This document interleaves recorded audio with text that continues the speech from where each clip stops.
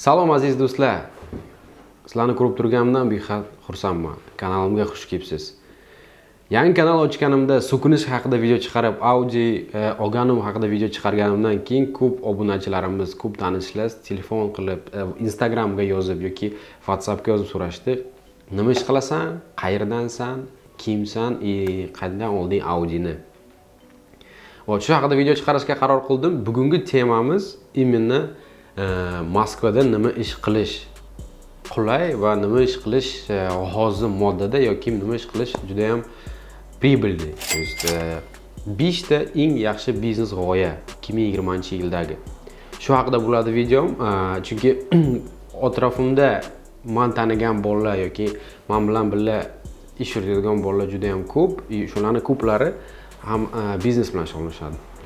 Birinchi biznes ideyamiz bu Moskvada hozirgi kunda 2020-yil yanvar oyida juda ham avjga chiqqan temalardan bittasi. Birinchi g'oyamiz bu remont обуви и ключи, ya'niki oyoq kiyim remont qilish va kalit taxlash. Ko'plarga bu narsa juda ham hayron tuyulishi mumkin, nimagaki oyoq kiyim tikish shunchalik прибыльныйmi? Да. Точки зрения финансов именно biznes tomonidan olib qaraganda bu juda ham pulli tema bo'lib kelmoqda. Последний yarim oy, yarim yil, точнее, kechirasizlar. Chunki bu ish bilan oldin ko'proq armiyalar shug'ullanishgan. Hozirgi kunda agar kim shu kasb egasi bo'lsa, qo'rqmay o'zini tochkasini ochib, bitta stanok 60 mingmi, 50-60 minglarga olsa bo'ladi. Kalit yasaydigan shu stanok arenda plus dokumenты yana и qo'lidan kelsa o'zini tikish, oyoq kiyim tikish.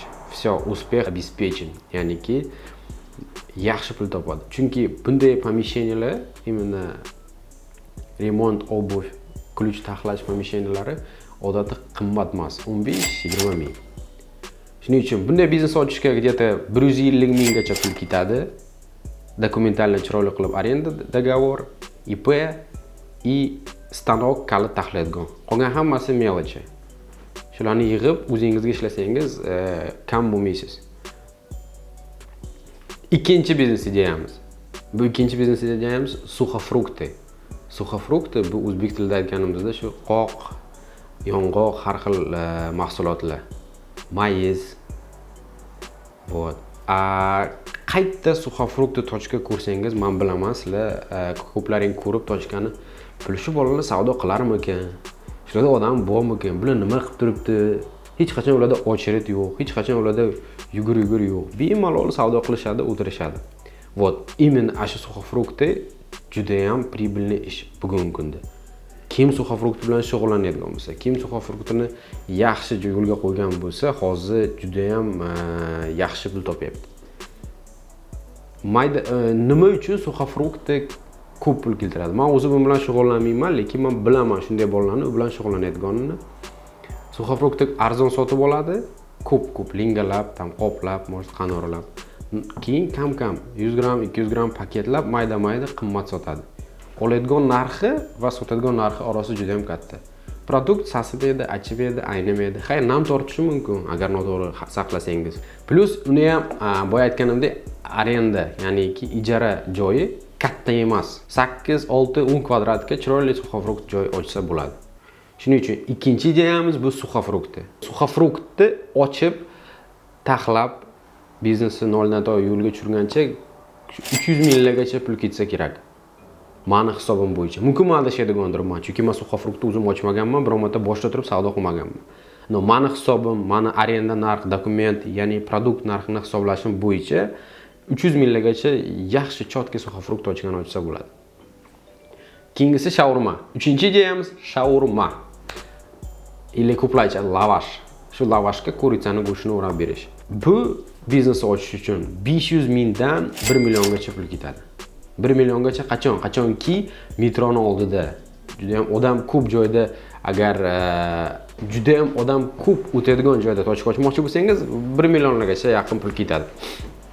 Shaurmani men bir oson ham, qiyin ham deb bo'lmayman, chunki hammasi qanday dokument taxlashingizga bog'liq. Shawarmada juda ham ko'p sanepidemstansiya, ya'niki SES tekshiradi. Tozalik, produktingiz, sertifikatsiya, to есть shu mayda-chuyda ishlari ko'p shawarmani. Atak shawarma ham juda ham прибыльный ish. Lekin shawarmada sezonni.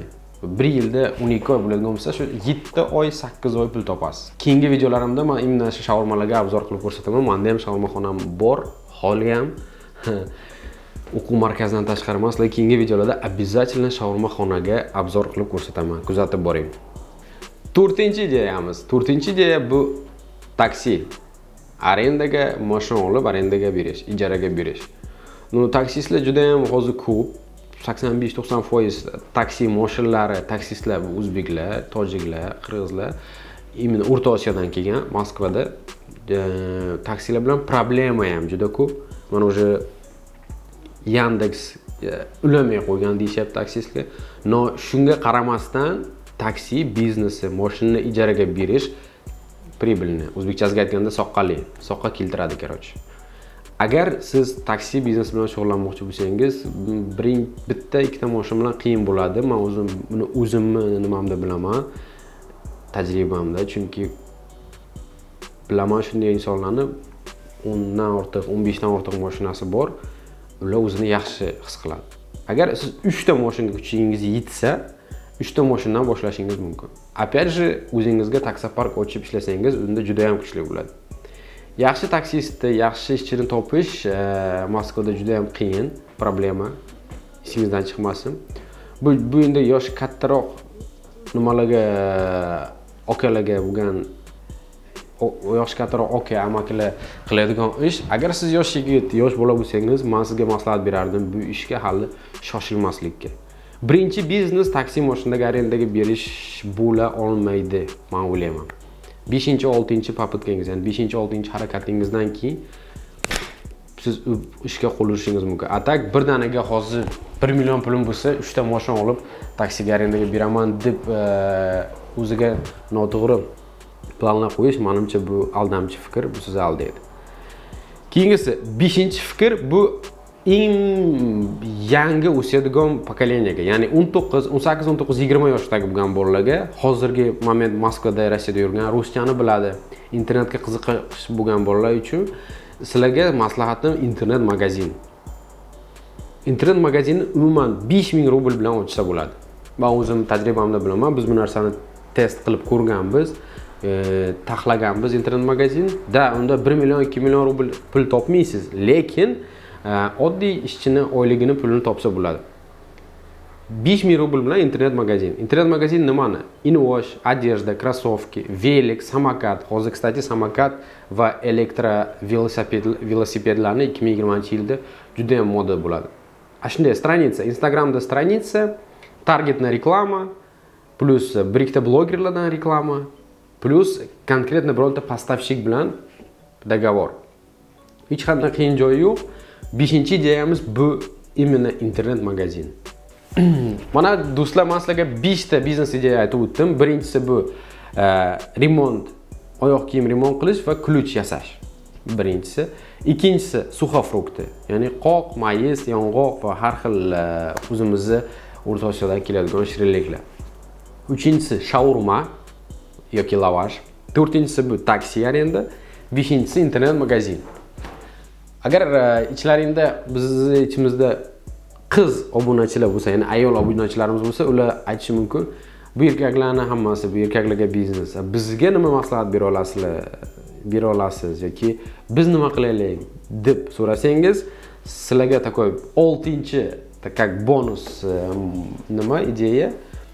Meni fikrimcha, siz tirnoq va kiprik qo'yishni o'rgansangiz juda ham vaqti bepul qolmaysiz.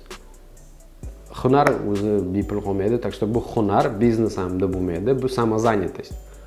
Biror yerda ishlab turib, bu sizga как дополнительный доход. Birovga 10 ta odamga birontasi kiprik qo'yib qo'ysangiz ham, значит siz oyligingiz ustiga shuncha yana pul qo'shimcha topgan bo'lardingiz. Вот, aziz do'stlar, men sizlarga 6 ta biznes ideya o'zimni tajribamdan kelib chiqib, o'zimni наблюдением, ya'ni o'zimni kuzatuvlarimdan kelib chiqib aytdim. iltimos kanalga obuna bo'lib, like qo'yib, kommentariyalarda o'z fikrlaringizni qoldiringlar. Mumkin men adashadigandirman, mumkin bu temalar umuman pul keltirmaydi, mumkin men sizlarga yolg'on maslahat beradigandirman, lekin bu maslahat demagan bo'lardim. Men sizlarga aytardimki, bu meni o'zimning fikrim. Prosta sizlar bilan ichida YouTube orqali bo'lishaman fikrim bilan. Qilasizlarmi bu ishni, qilmaysizlarmi o'zlaringiz ishlang.